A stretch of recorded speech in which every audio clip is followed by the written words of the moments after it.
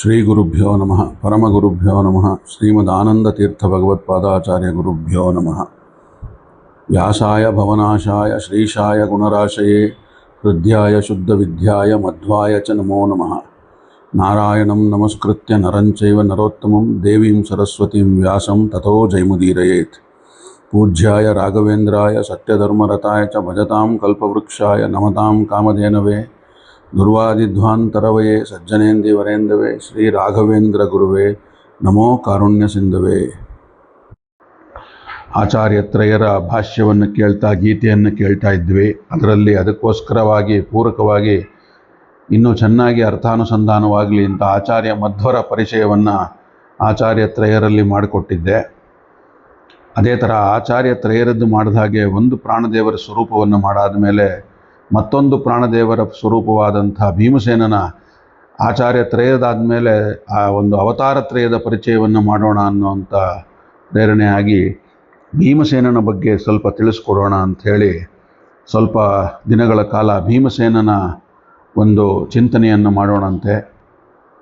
ಗುರುಗಳು ಬನ್ನಂಜೆ ಗೋವಿಂದಾಚಾರ್ಯರು ಭೀಮಸೇನನ ಪಾತ್ರ ಪರಿಚಯವನ್ನು ಮಹಾಭಾರತದಲ್ಲಿ ಬಂದದ್ದನ್ನು ಸುಮಾರು 100 ಗಂಟೆಗಳಿಗೂ ಹೆಚ್ಚು ಕಾಲ ಪ್ರವಚನಗಳನ್ನು ಬೇರೆ ಬೇರೆ ಜಾಗಗಳಲ್ಲಿ ಮಾಡಿ ಅದರ ಧ್ವನಿಮುದ್ರಣವನ್ನೆಲ್ಲ ಬಿಡುಗಡೆ ಮಾಡಿ ಅಥವಾ ಬೇರೆ ಬೇರೆ ಕಡೆ ಲಭ್ಯವಿತ್ತದು. ಸುಮಾರಷ್ಟು ಮಟ್ಟಿಗೆ ಅದರದ್ದು ಕ್ವಾಲಿಟಿ ಆಫ್ ದ ರೆಕಾರ್ಡಿಂಗ್ ಅಷ್ಟು ಸರಿ ಇಲ್ಲದೆ ಇರೋ ಕಾರಣ ತುಂಬ ಎಕೋ, ತುಂಬ ಹಿಸಿಂಗ್ ನಾಯ್ಸು ಎಲ್ಲ ಇತ್ತು. ಆದ್ರೂ ಅದನ್ನು ಇಯರ್ಫೋನ್ ಹಾಕ್ಕೊಂಡಾಗ ಒಂದಷ್ಟು ಮಟ್ಟಿಗೆ ಕೇಳ್ಬೋದಾಗಿತ್ತು. ಆದರೆ ಬಹಳ ವಿಸ್ತಾರವಾದಂಥ ಒಂದು ಭೀಮಸೇನನ ಪಾತ್ರ ಪರಿಚಯವನ್ನು ಆಚಾರ್ಯ ಶ್ರೀ ಬನ್ನಂಜೆ ಗೋವಿಂದಾಚಾರ್ಯರು ಮಾಡಿಕೊಟ್ಟಿದ್ರು. ಅದೇ ನಿಟ್ಟಿನಲ್ಲಿ ಅದರ ಒಂದು ಆಯ್ದ ಭಾಗಗಳನ್ನೇ ತಗೊಂಡು ನನ್ನ ಕೈನಲ್ಲಿ ಎಷ್ಟು ಸಾಧ್ಯವೋ ಅಷ್ಟು ಯಥಾಶಕ್ತಿ ಭೀಮಸೇನನ ಸೇವೆ ಮಾಡುವ ಅಂಥೇಳಿ ಭೀಮಸೇನನ ಒಂದು ಚಿಂತನವನ್ನು ಶುರು ಮಾಡ್ತಾ ಇದ್ದೇನೆ. ಗುರುಗಳು ಇದನ್ನು ಹರಸಿ ಒಂದು ಅಭಿಮಾನವಾಗಿ ಇದನ್ನು ಪೂರ್ತಿ ಮಾಡೋದು ಅವ್ರ ಕೈನಲ್ಲಿ ಸೇರಿದೆ. ಈಗ ಭೀಮಸೇನನ ಪಾತ್ರ ಪರಿಚಯದ ಮೊದಲು ಮಾತು ಅದಕ್ಕೆ ಮುಂಚೆ ಏನು ಮಾಡಬೇಕು ನೋಡೋಣ ಅಂತಂದರೆ ಅರ್ಥ. ಭೀಮಸೇನ ಮಹಾಭಾರತದ ಒಂದು ಅದ್ಭುತವಾದ ಪಾತ್ರ. ಸಾಟಿ ಇಲ್ಲದ ಪಾಂಡಿತ್ಯ, ಸಾಟಿ ಇಲ್ಲದ ಪೌರುಷ, ಬುದ್ಧಿಬಲ, ದೇಹಬಲಗಳ ಅಪೂರ್ವ ಸಂಗಮ ಅದು. ಅಂಥ ಒಂದು ಅಪೂರ್ವ ಪಾತ್ರವನ್ನು ಮೊದಲ ಸ್ಫೂರ್ತಿಗೆ ಒಂದು ಮೂಲದ ಒಂದು ಸ್ಫೂರ್ತಿಗೆ ಅನ್ಯಾಯ ಆಗದೇ ಇರೋವಂತೆ ಬರೀ ಆ ಪ್ರವಚನ ಮಾಲಿಕೆಗಳಲ್ಲಿ ತೊಗೊಂಡದ್ದಂಥನ್ನು ನೆನಪಿರೋವಂಥದ್ದನ್ನು ನೋಟ್ಸ್ ಮಾಡಿರೋವಂಥದ್ದನ್ನು ನಿಮ್ಮ ಮುಂದೆ ಇಡುವಂಥ ಪ್ರಯತ್ನ ಮಾಡ್ತಾ ಇರೋವಂಥದ್ದು. ಹಾಗಾಗಿ ಇದನ್ನು ನೋಡಿ ಭೀಮಸೇನನ, ಏಕೆಂದರೆ 18 ಪರ್ವಗಳಲ್ಲಿ ಸುಮಾರು 15-16 ಪರ್ವಗಳಲ್ಲಿ ಭೀಮಸೇನನ ಪಾತ್ರ ಇದ್ದೇ ಇದೆ. ಅಂದರೆ ನೀವು ಅರ್ಥ ಮಾಡ್ಕೋಬೋದು ಭೀಮಸೇನನ ಪಾತ್ರ ಎಷ್ಟು ಮುಖ್ಯವಾಗಿದೆ ಮಹಾಭಾರತದಲ್ಲಿ ಅಂಥೇಳಿ. ಹಾಗಾಗಿ ಭೀಮಸೇನನ ಒಂದು ಪಾತ್ರ ಪರಿಚಯವನ್ನು ಪ್ರಾರಂಭ ಮಾಡೋಣಂತೆ. ಪ್ರಾಣನೇ ಭೀಮನಾಗಿ ಬಂದ ಮಹಾಭಾರತದಲ್ಲಿ. ಪುರಾಣಗಳು ಹೇಳುತ್ತವೆ, ಭೂಭಾರಹರಣಕ್ಕೋಸ್ಕರ ಭಗವಂತ ಭೂಮಿಗೆ ಇಳಿದು ಬರ್ತಾನೆ. ಇಳಿದು ಬರುವಾಗ ತಾನೊಬ್ಬನೇ ಬರೋದಿಲ್ಲ, ಸಪರಿವಾರವಾಗಿ ಬರ್ತಾನೆ. ಆಗ ಪ್ರಧಾನ ಸೇವಕನಾಗಿ ಪ್ರಾಣದೇವ ಬಂದೇ ಬರ್ತಾನೆ. ಭಗವಂತ ಕೃಷ್ಣನಾಗಿ ಬಂದಾಗ ಪ್ರಾಣದೇವ ಭೀಮನಾಗಿ ಬಂದ. ಭಗವಂತ ರಾಮನಾಗಿ ತ್ರೇತಾಯುಗದಲ್ಲಿ ಬಂದಾಗ ಪ್ರಾಣದೇವ ಆಂಜನೇಯನಾಗಿ ಬಂದ. ಹಾಗೆ ವೇದವ್ಯಾಸರು ಬಂದಾಗ ಅದನ್ನು ವೇದಗಳನ್ನು ವಿಭಾಗ ಮಾಡಿಕೊಟ್ಟು ಹೋಗಲಿಕ್ಕೋಸ್ಕರ ವೇದವ್ಯಾಸರಿದ್ದಾಗ ಅದಕ್ಕೆ ಅವರಿಗೆ ಕೈ ಜೋಡಿಸ್ಲಿಕ್ಕೋಸ್ಕರವಾಗಿ ಆಚಾರ್ಯ ಮಧ್ವರು ಪ್ರಾಣರೂಪರು ಆಚಾರ್ಯ ಮಧ್ವರ ರೂಪದಲ್ಲಿ ಬಂದರು ಅಂತ ಹೇಳುತ್ತೆ. ಭಗವಂತ ಭೂಭಾರಹರಣ ಕಾರ್ಯದಲ್ಲಿ ಮುಖ್ಯನಾದವ ಭೀಮಸೇನ ಮಹಾಭಾರತದಲ್ಲಿ. ಜರಾಸಂಧನ ಮತ್ತು ದುರ್ಯೋಧನನ ವಧೆಯೇ ಇದಕ್ಕೆ ಸಾಕ್ಷಿಯಾಗಿರುವಂಥದ್ದು. ಇಡೀ ದೇಶದ ರಾಜಕುಮಾರರನ್ನು 22,800 ಮಂದಿಯನ್ನು 86% ಜರಾಸಂಧ ಸೆರೆ ಹಿಡಿದಿಟ್ಟಿದ್ದ. ಒಂದು ದಿನ ಇನ್ನೂ ಎಲ್ಲರನ್ನೂ ಸೇರಿಸಿ 100% ಮಾಡಿ ಅವರನ್ನು ನರಮೇಧ ಮಾಡಿ ತಾನು ಸಾಮ್ರಾಟನಾಗಿ ಮೆರೆಯಬೇಕಂತ ಬಯಸಿದಂಥವನು ಜರಾಸಂಧ. ಇದು ನಾನು ಭೀಮಸೇನ ಪೂರ್ತಿಯಾಗಿ ಡೀಪ್ ಡೈವ್ ಒಳಗಡೆ ಪೂರ್ತಿಯಾಗಿ ಹೊಕ್ಕಕ್ಕೂ ಮುಂಚೆ ಒಂದು ಪೀಠಿಕೆಯನ್ನು ಕೊಡ್ತಾ ಇರೋವಂಥದ್ದು, ಅವನ ಒಂದು ಮೇಲ್ಭಾಗದ ಒಂದು ಪರಿಚಯವನ್ನು ಮಾಡಿಕೊಡ್ತಿರೋವಂಥದ್ದು. ಮತ್ತೆ ಡೀಪಾಗಿ ಹೋಗೋಣ, ಮಹಾಭಾರತಕ್ಕೆ ಇಳಿಯೋಣಂತೆ. ಯಾಕೆಂದರೆ ಮಹಾಭಾರತದ ಎಲ್ಲ ಪ್ರಸಂಗಗಳನ್ನು ತಗೊಂಡೇ ಭೀಮಸೇನನ ಪರಿಚಯ ಮಾಡಬೇಕು, ಹಾಗೆ ಮಾಡಲಿಕ್ಕೆ ಸಾಧ್ಯವೇ ಇಲ್ಲ. ಹಾಗೆ ಕೃಷ್ಣ ಭೀಮಸೇನನ ಮೂಲಕ ಅವನನ್ನು ಕೊಲ್ಲಿಸಿ ಆ ರಾಜಕುಮಾರರನ್ನು ಸೆರೆಯಿಂದ ಬಿಡಿಸ್ದ. ಜರಾಸಂಧ ಸತ್ತ ಮೇಲೆ ದುರ್ಯೋಧನ ಜರಾಸಂಧನ ಕೆಲಸವನ್ನು ತಾನು ಮಾಡಬೇಕಂತ ಹೇಳಿ 11 ಅಕ್ಷೋಹಿಣಿ ಸೈನ್ಯವನ್ನು ಒಟ್ಟು ಸೇರಿಸ್ದ. ಹೀಗೆ ಆ ಕಾಲದಲ್ಲಿ ಎಲ್ಲ ದುಷ್ಟಶಕ್ತಿಗಳ ನೇತೃತ್ವ ವಹಿಸಿದ್ದವರು ಇಬ್ಬರು, ಒಬ್ಬ ಜರಾಸಂಧ, ಇನ್ನೊಬ್ಬ ದುರ್ಯೋಧನ. ದುರ್ಯೋಧನನು ಮತ್ತು ಅವನ 99 ಜನ ತಮ್ಮಂದರನ್ನು ಭೀಮಸೇನ ಒಬ್ಬನೇ ಕೊಂದಿದ್ದು. ಇಡೀ ಕೌರವರ ಒಂದು ಅಣ್ಣ ತಮ್ಮಂದಿರ ನಾಶಕ್ಕೆ ಭೀಮಸೇನನೇ ಕಾರಣ. ಅದರಿಂದ ಅವಧ್ಯತ್ವ ವರ ಪಡೆದ ಇನ್ನೂ ಕೆಲವರು ಇದ್ರಂಥವ್ರು, ಅವರುಗಳು ಕಿರ್ಮೀರ, ಬಕ, ಕೀಚಕ ಮುಂತಾದಂಥವರು, ಅವರೆಲ್ಲರೂ ಭೀಮಸೇನನಿಂದಲೇ ಕೊಲ್ಲಲ್ಪಟ್ಟವರಂಥವ್ರು. ಭೀಮಸೇನ ಹೋರಾಡಲು ಬಂದಾಗ ಅವನ ಎದುರುಗಡೆ ಮಹಾಭಾರತ ಶ್ಲೋಕದಲ್ಲಿ ಬರುತ್ತೆ, ಆನೆಗಳನ್ನು ಛೂ ಬಿಡ್ತಾ ಇದ್ರು. ಆಗ ಭೀಮಸೇನ ರಥದಿಂದ ಧುಮುಕಿ ಆಚೆ ಎಗದಿ ಆನೆಗಳನ್ನು ಎದುರಿಸ್ತಾ ಇದ್ದ. ಹೀಗಾಗಿ ಅವನಿಗೆ ಸಾರಥಿಯ ಅಗತ್ಯವೇ ಇರಲಿಲ್ಲ. ಆದರೂ ಕೂಡ ಕೃಷ್ಣ ತನ್ನ ಪ್ರೀತಿಯ ಪುತ್ರನಾದಂಥ ವಿಶೋಕನನ್ನು ಭೀಮಸೇನನ ಸಾರಥಿಯಾಗಿ ಒಪ್ಪಿಸಿದ್ದ. ಇದು ಕೃಷ್ಣನಿಗೆ ಭೀಮಸೇನನ ಮೇಲಿದ್ದಂಥ ಪ್ರೀತಿಯನ್ನು ತೋರಿಸೋದಕ್ಕೆ ಒಂದು ಸಾಕ್ಷಿ ಆಗತ್ತೆ. ಭೀಮಸೇನನಲ್ಲಿದ್ದಂಥದ್ದು 10 ಅಪೂರ್ವ ಗುಣಗಳನ್ನು ಪುರಾಣ ಗ್ರಂಥಗಳು ಏನು ಹೇಳುತ್ತಪ್ಪ ಅಂದರೆ, ಭಕ್ತಿ ಜ್ಞಾನಂ ಸವೈರಾಗ್ಯಂ ಪ್ರಜ್ಞಾ ಮೇಧ ಧೃತಿ ಸ್ಥಿತಿ ಯೋಗ ಪ್ರಾಣೋ ಬಲಂ ಚೈವ ವೃಕೋದರ ಇತಿ ಸ್ಮೃತ ಅಂತ ಹೇಳುತ್ತೆ. ಭಕ್ತಿ ಅಂದರೆ ಭಗವಂತನಲ್ಲಿ ಪೂರ್ಣ ಪ್ರಮಾಣದ ಭಕ್ತಿ, ಬರೀ ಭಕ್ತಿ ಒಂದೇ ಅಲ್ಲ. ಜ್ಞಾನ ಅಂದರೆ ಭಗವಂತನೇ ದೊಡ್ಡವ ಎನ್ನುವ ಪೂರ್ಣ ಪ್ರಮಾಣದ ಅರಿವು. ವೈರಾಗ್ಯ ಅಂದರೆ ಭಗವಂತನ ಮುಂದೆ ಎಲ್ಲವೂ ಸಣ್ಣ ವಸ್ತು ಎಂಬ ಪೂರ್ಣ ಅರಿವು. ಪ್ರಜ್ಞಾ ಅಂದರೆ ಯಾವ ಸಂದರ್ಭದಲ್ಲಿ ಏನು ಮಾಡಬೇಕು ಅನ್ನೋ ತಿಳುವಳಿಕೆ. ಮೇಧ ಅಂದರೆ ಅತ್ಯದ್ಭುತವಾದಂಥ ಸ್ಮರಣಶಕ್ತಿ. ಧೃತಿ ಅಂದರೆ ಭಗವಂತನ ಹಿರಿಮೆಯ ಬಗ್ಗೆ, ತನ್ನ ಶಕ್ತಿಯ ಬಗ್ಗೆ, ವಿಶ್ವದ ಬಗ್ಗೆಯೂ ಆತ್ಮವಿಶ್ವಾಸ. ಸ್ಥಿತಿ ಅಂದರೆ ಅಚಲವಾದಂಥ ನಿಲುವು. ಯೋಗ ಅಂದರೆ ಜೀವನದ ದ್ವಂದ್ವಗಳನ್ನು ಸಮಾನ ದೃಷ್ಟಿಯಿಂದ ಸಮಚಿತ್ತತೆಯಿಂದ ನೋಡುವ ನಿರ್ಲಿಪ್ತ ನಿಲುವು. ಇದನ್ನೇ ಕೃಷ್ಣ ಅರ್ಜುನನಿಗೆ ಮಹಾಭಾರತದಲ್ಲಿ 2ನೇ ಅಧ್ಯಾಯ ಪೂರ್ತಿ ಹೇಳಿದ್ದು. ಬಲ ಅಂದರೆ ಆತ್ಮಬಲ, ಪರಿಪೂರ್ಣವಾದಂಥ ಸ್ವರೂಪ ಸಾಮರ್ಥ್ಯ. ನಾಯಾಮಾತ್ಮ ಬಲಹೀನ ಲಭ್ಯ ಅಂತ ಹೇಳುತ್ತೆ ಶಾಸ್ತ್ರ. ಈ 10 ಗುಣಗಳು ವಾಯುತತ್ವದ ಗುಣಗಳು. ಭೀಮನಲ್ಲಿದ್ದ ಗುಣಗಳು. ಭಾರತದಲ್ಲಿ ಭೀಮನ ಒಂದು ಜನ್ಮ ಪ್ರಸಂಗ ಏನು ಹೇಳುತ್ತೆ ಅಂತಂದರೆ, ಧರ್ಮರಾಜ ಹುಟ್ಟಿದ ಮೇಲೆ ಇನ್ನೊಬ್ಬ ಮಗ ಬೇಕು ಅಂತ ಹೇಳಿ ಪಾಂಡುರಾಜ ಬಯಸಿದಾಗ ಕುಂತಿಯ ಬಗ್ಗೆ ಹೇಳಿದ. ಕುಂತಿಯ ಬಳಿ ಯಜ್ಞಗಳಲ್ಲಿ ಅತ್ಯಂತ ಶ್ರೇಷ್ಠವಾದ ಯಜ್ಞ ಅಶ್ವಮೇಧ ಯಜ್ಞ. ಬೆಳಕುಗಳಲ್ಲಿ ಅತ್ಯಂತ ಶ್ರೇಷ್ಠವಾದದ್ದು ಸೂರ್ಯ. 2 ಕಾಲದಲ್ಲಿದ್ದವರಿಗೆ ಬ್ರಹ್ಮಜ್ಞಾನಿಗಳೇ ಶ್ರೇಷ್ಠ. 2 ಕಾಲುಗಳಲ್ಲಿದ್ದಂಥ ಪ್ರಾಣಿಗಳಲ್ಲಿ. ದೇವತೆಗಳಲ್ಲಿ ವಾಯುದೇವರು ಶ್ರೇಷ್ಠ. ಆದ್ದರಿಂದ ವಾಯುದೇವರನ್ನು ಆಹ್ವಾನ ಮಾಡು, ಯಾಕಂದರೆ ನಾವು ಕ್ಷತ್ರಿಯರು, ನಮಗೆ ಬಲವೇ ಪ್ರಧಾನ, ವಾಯುದೇವರು ನಮಗೆ ಮಗನಾಗಿ ಬರಲಿ ಅಂತ ಕೇಳ್ದ ಪಾಂಡುರಾಜ. ಆಗ ಅದಕ್ಕೆ ತಕ್ಕಂತೆ ಕುಂತಿ ವಾಯುದೇವರನ್ನು ಪ್ರಾರ್ಥನೆ ಮಾಡಿದ್ದು. 10 ಇಂದ್ರಿಯ ದೇವತೆಗಳಾದ ಇಂದ್ರ ಶ್ರೇಷ್ಠ. ಇಂದ್ರನಿಗೆ ಮನೋಭಿಮಾನಿ ಗಿರೀಶ ಶ್ರೇಷ್ಠ. ಗಿರೀಶನಿಗೆ ಚಿತ್ತಾಭಿಮಾನಿ ಮರುತ್ ಶ್ರೇಷ್ಠ. ಮರುತ್ತಿಗೂ ಶ್ರೇಷ್ಠ ಭಗವಂತ. ವಾಯುದೇವನೇ ಭೀಮನಾಗಿ ಬಂದ ಅವತರಿಸಿದ. ಅಲ್ಲಿ ದುಷ್ಟರಿಗೆ ಭಯಂಕರ. ಭೀಮ ಅಂದರೆ ಅರ್ಥ ಏನಪ್ಪ ಅಂದರೆ, ದುಷ್ಟರಿಗೆ ಭಯಂಕರ, ಸಜ್ಜನರಿಗೆ ಅಭಯಂಕರ. 2ಕ್ಕೂ ಭೀಮನೇ ಅರ್ಥ. ಎಲ್ಲ ಜ್ಞಾನಗಳ ನೆಲೆ ಭೀಮಸೇನನದ್ದು. ಎಲ್ಲರನ್ನೂ ಮಣಿಸುವ ಓಜಸ್ಸು, ಯಾವುದಕ್ಕೂ ಮಣಿಯದ ಸುಹಸ್ಸು. ಶಕ್ತಿ ಎಂದರೆ ಪ್ರಾಣಶಕ್ತಿ. ಹಾಗೆ ಅಂಥ ಒಂದು ಶಕ್ತಿ ಇದ್ದಂಥವನು. ಸಮಸ್ತ ಪ್ರಾಣಿಗಳಿಗೂ ಚೇಷ್ಟಕನಾದ ಭಗವಂತ ಪ್ರಾಣಸ್ಯ ಪ್ರಾಣ ಅಂತ ಹೇಳುತ್ತೆ. ಅವನ ಜೊತೆಗಿರುವ ಅವನ ಪ್ರಿಯ ಪುತ್ರ ಪ್ರಾಣದೇವರು. ಸಮಸ್ತ ಜೀವಕ್ಕೂ ಚಲನೆ ಕೊಡುವಂಥವನು, ಜೀವಜಾತದ ಗುರು ಅವನು. ಬ್ರಹ್ಮದೇವನ ಸೃಷ್ಟಿ ನಾಭಿಕಮನದಲ್ಲಾಯಿತು. ಬ್ರಹ್ಮನ ಅನಂತರ ಪ್ರಾಣದೇವನ ಸೃಷ್ಟಿಯನ್ನು ಭಗವಂತ ಮಾಡ್ದ. ಅಂಥ ಪ್ರಾಣನೇ ಇಲ್ಲಿ ಭೀಮನಾಗಿ ಬಂದ.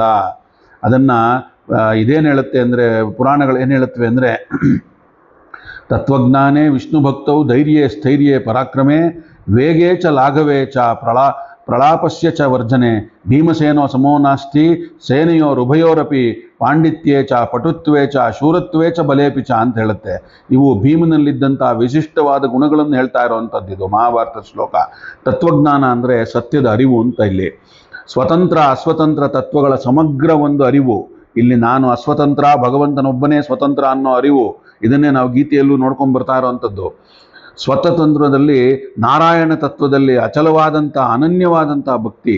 ಮದ್ದಾನೆಗಳು ನುಗ್ಗಿ ಬಂದಾಗ ಎದೆ ಸೆಟೆದು ಎದುರಿಸಿದ್ದ ಭೀಮನ ಧೈರ್ಯ ಒಂದು ಹೆಜ್ಜೆ ಕೂಡ ಹಿಂದೆ ಸರಿಯಲಿಲ್ಲ. ಇದು ಸ್ಥೈರ್ಯ. ಇದು ಧೈರ್ಯ ಒಂದು ಬೇರೆ, ಸ್ಥೈರ್ಯ ಬೇರೆ. ಯಾರಲ್ಲಿ ಧೈರ್ಯವಿದೆಯೋ ಅವರಲ್ಲಿ ಪರಾಕ್ರಮವೂ ಇದೆ. ಇನ್ನೊಬ್ಬನ ಮೇಲೆ ಎರಗಿ ಅವನನ್ನು ಮಣಿಸುವಂಥದ್ದು ಪರಾಕ್ರಮ.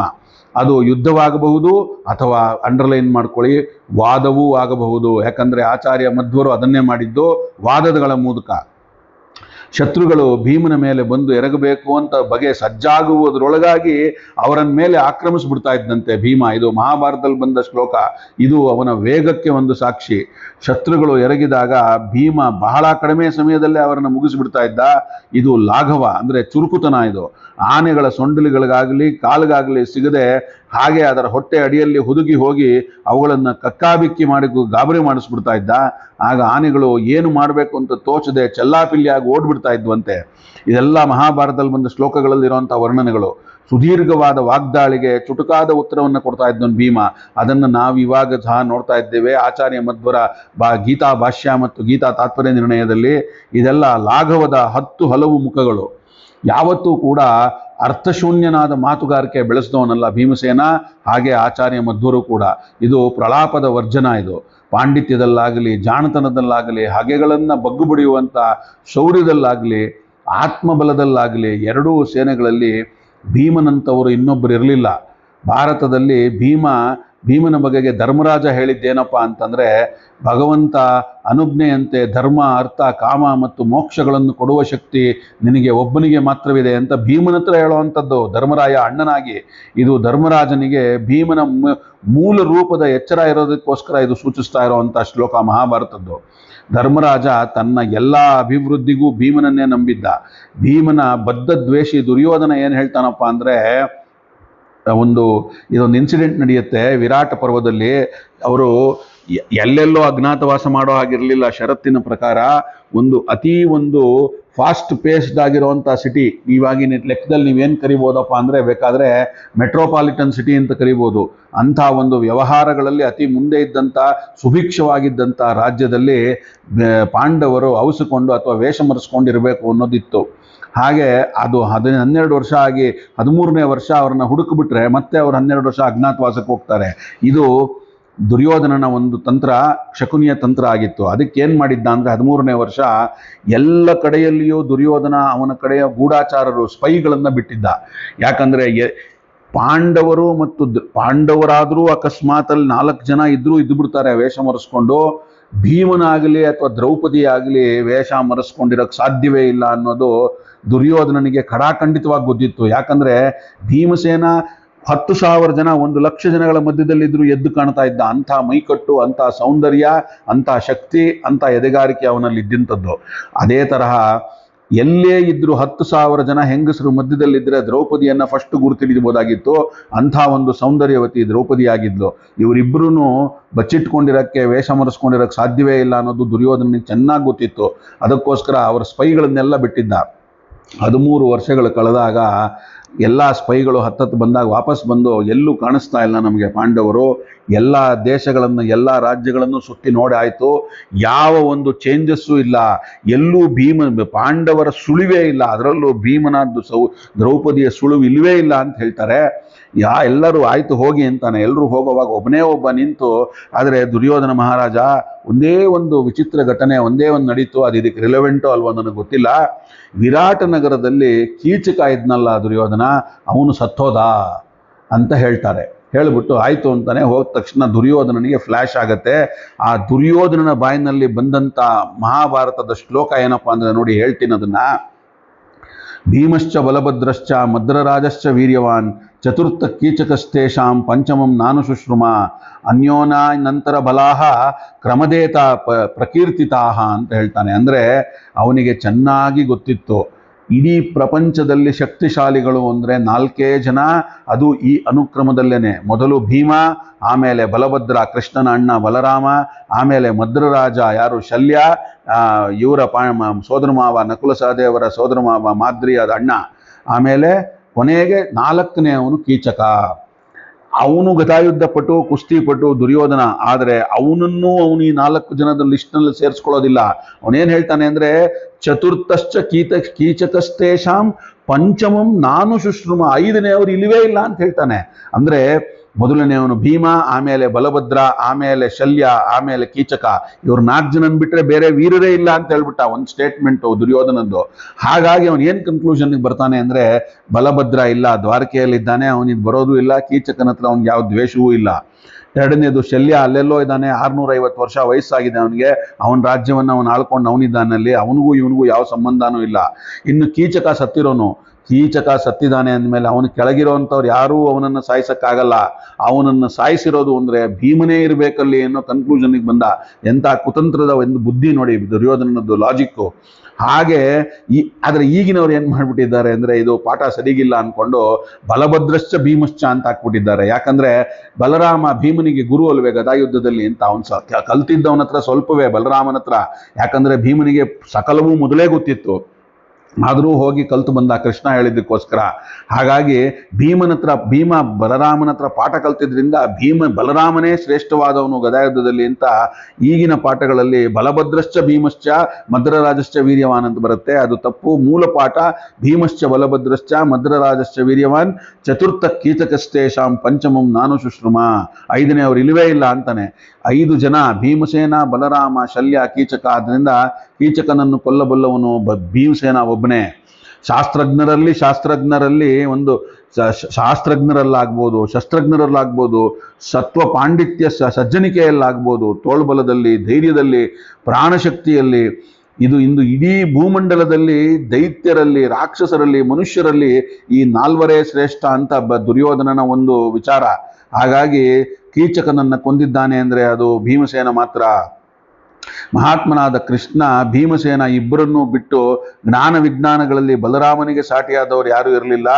ದ್ರೌಪದಿ ಹೇಳಿದ್ಲಂತೆ ಒಂದ್ಸರ್ತಿ, ಗಾಂಡೀವದಲ್ಲಿ ಬಿಡೋದರಲ್ಲಿ, ಎದೆಯೇರಿಸುವುದರಲ್ಲಿ ಶಕ್ತಿ ಯಾರಿಗೂ ಇರಲಿಲ್ಲ. ಇದ್ದಿದ್ದು ಇಡೀ ಪ್ರಪಂಚದಲ್ಲಿ 3 ಜನಕ್ಕೆ, ಬಲರಾಮನಿಗೂ ಇರಲಿಲ್ಲ ಇದು ಅಂತ. ಮೊದಲು ಕೃಷ್ಣನಿಗಿತ್ತು ಗಾಂಡೀವವನ್ನು ಹಿಡಿದು ಎತ್ತಿ ಎದೆಯೇರಿಸಿ ಅದಕ್ಕೆ ಯೂಸ್ ಮಾಡೋದಕ್ಕೆ. 2ನೇದು ಭೀಮನಿಗಿತ್ತು ಆ ಬಲ. ಭೀಮ ಬಿಟ್ರೆ ಅರ್ಜುನ ಗಾಂಡೀವಿ. ಈ 3 ಜನಕ್ಕೆ ಗಾಂಡೀವವನ್ನು ಮುಟ್ಟುವ ತಾಕತ್ತಿದ್ದು ಕೂಡ ಅಂತ ದ್ರೌಪದಿ ಹೇಳ್ತಾಳೆ.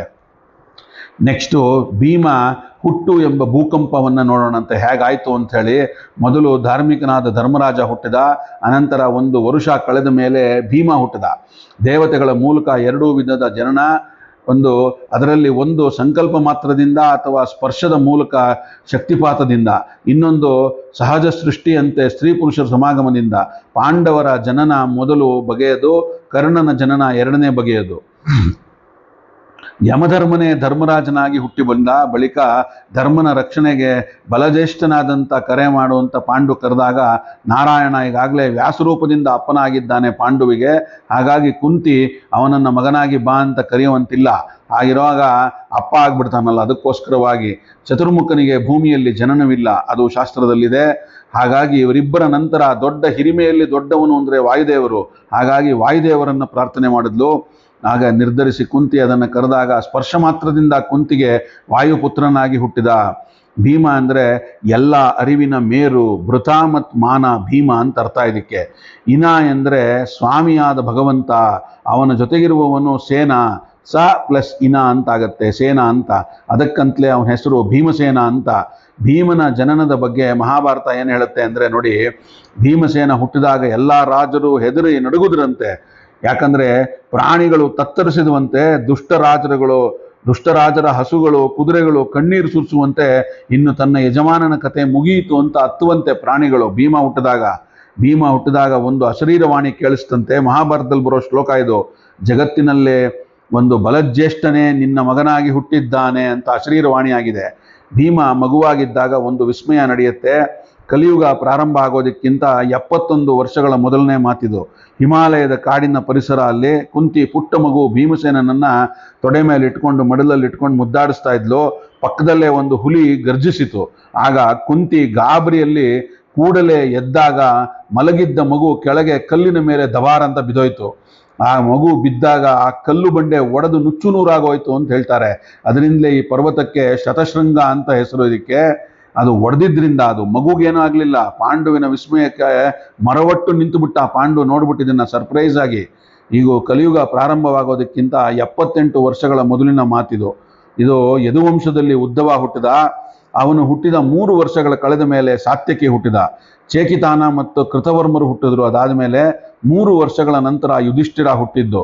1 ವರ್ಷದ ನಂತರ ಅಶ್ವತ್ಥಾಮ, 4 ದಿನಗಳ ನಂತರ ದುರ್ಯೋಧನ ಹುಟ್ಟಿದ್ದು. ಮಾರನೆಯ ದಿವಸ ಹಗಲಲ್ಲಿ ಚೈತ್ರ ಮಾಸದಲ್ಲಿ ಭೀಮಸೇನ ಹುಟ್ಟಿದ್ದು ಅಂತ ಇದಿಷ್ಟೂ ಜನ ಹುಟ್ಟಿನ ವಿವರ ಮಹಾಭಾರತದಲ್ಲಿ ಸ್ಪಷ್ಟವಾಗಿದೆ ಇಲ್ಲಿ. ಹಾಗಿರುವಾಗ ಇವತ್ತು ಈ ಹುಟ್ಟಿನ ಒಂದು ಭೀಮಸೇನನ ಹುಟ್ಟಿನ ಬಗ್ಗೆ ತಿಳಿದಂಥ ಚಿಂತನೆಯನ್ನು ನೋಡಿ, ಇವತ್ತಿನ ಈ ಭೀಮಸೇನ ಚಿಂತನವನ್ನು ಇಲ್ಲಿಗೆ ಉಪಸಂಹಾರ ಮಾಡಿ, ನಾಳೆ ದಿನ ಮುಂದೆ ಇನ್ನೂ ಬಹಳಷ್ಟಿದೆ, ಅಲ್ಲಿಗೆ ನಾವು ಪ್ರವೇಶವನ್ನು ಮಾಡೋಣ ಡೀಪಾಗಿ ಭೀಮಸೇನನ ಒಂದು ವಿಚಾರಕ್ಕೆ ಅಂತ. ಇವತ್ತಿನ ಈ ಭೀಮಸೇನ ಚಿಂತನವನ್ನು ನನ್ನ ಗುರುಗಳಾದ ಬನ್ನಂಜೆ ಅವರಿಗೆ ಹಾಗೂ ಅವರ ಅಂತರ್ಯಾಮಿಯಾದ ಶ್ರೀಮದ್ ಆಚಾರ್ಯರು ಹಾಗೂ ಕೃಷ್ಣ ಪರಮಾತ್ಮನ ಪಾದಗಳಿಗೆ ಅರ್ಪಣೆಯನ್ನು ಮಾಡೋಣ. ಶ್ರೀ ಕೃಷ್ಣಾರ್ಪಣಮಸ್ತು. ಸರ್ವೇ ಸಜ್ಜನ ಸುಖಿನೋ ಭವಂತು.